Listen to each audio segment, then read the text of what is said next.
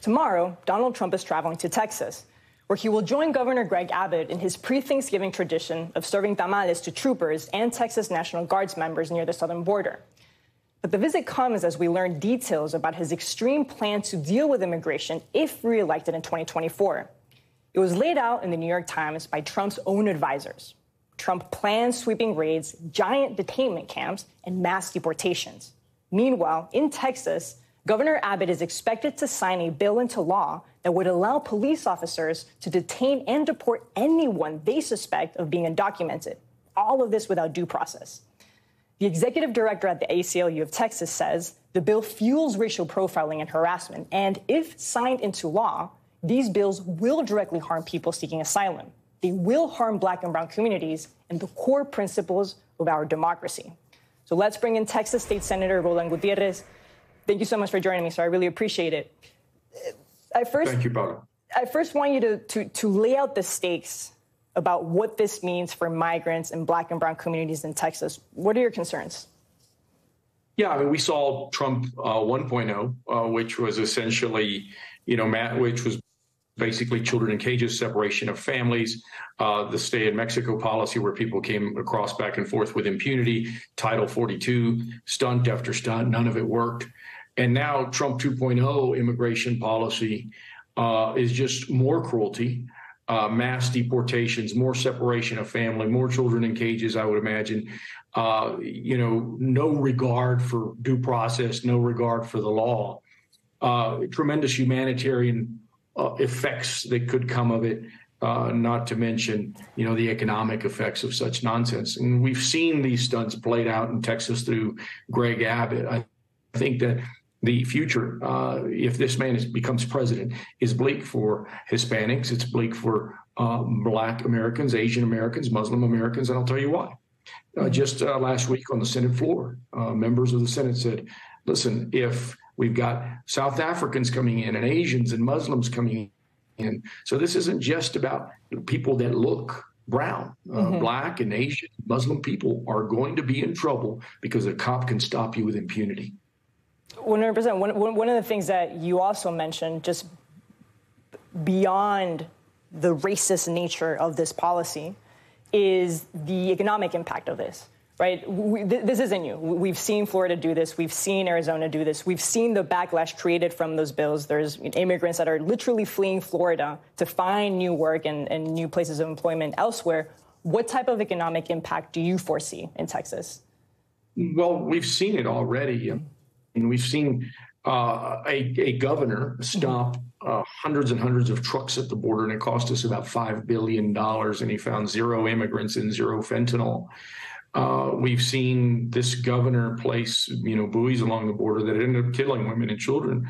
And so the economic effects and the humanitarian effects and the sheer loss of life because of this madness, all of this begins, Greg Abbott's plans, Ted Cruz's plans, all of this begins with this main architect, Donald Trump and Stephen Miller. And what's happening now in Texas is every bit a plan that has been laid out by this madman who doesn't have any plans for comprehensive immigration reform, doesn't want to fix anything, but it is devastating to our economy, and worse yet, killing people, killing women and children. There's a chance that as Trump heads to the southern border tomorrow, there is a chance that Governor Abbott may endorse him. And so suddenly we're going to have 2 of the most anti-immigrant men sort of, teaming up. How do you think this escalated anti-immigrant rhetoric is playing out among Latinos in Texas right now? Well, I hope Latinos wake up. I hope even rural Republicans wake up. I hope Anglo people wake up. This chaos that they've created with this messaging is simply that. I mean, our border communities are fine communities and they're doing well. Yes, there is an issue that needs to be addressed, but we need comprehensive immigration reform. We need Republicans and Democrats in Congress working together to create a comprehensive plan to be able to fill, for example, the 30 million jobs that are happening here. Latinos need to wake up. This isn't the problem in Texas. The problem is ailing schools, an ailing healthcare system, ailing infrastructure, and all of this has been under Republican control for the last 30 years.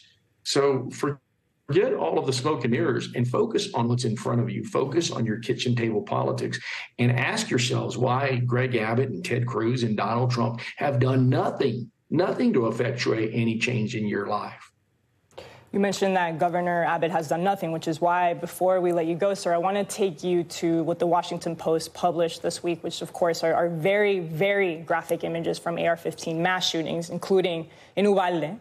Washington Post did explain that they did this because they believe that it was extremely important for the public to really understand the effects of these weapons. And so, were you able to see these images? Well, Paula, I saw those images, but I've seen all of the images. I signed a non-disclosure agreement. And I know I've seen the images inside those body bags. I've seen those children dead. And we are lost on this space in these United States on guns. We need an assault weapons ban once and for all. I've seen everything that gun did to those children. And the images that I've seen, I can't take out of my mind. I wake up to them and I go to sleep to them. Mm-hmm. And, sir, I only ask you that because I know how traumatic those images are, and that's why I don't think everyone is ready to see those images. And so I wonder if you think those images can have any effects right now. Like, how can those images continue to change sort of the public discourse on gun reform? I think that people need to really have a true conversation with themselves. Look, I'm a gun owner. I don't own any AR-15s. But, you know, I think at some level we do need to see some images, maybe not as stark as everything that I've seen. But we need to understand that these parents or children are gone.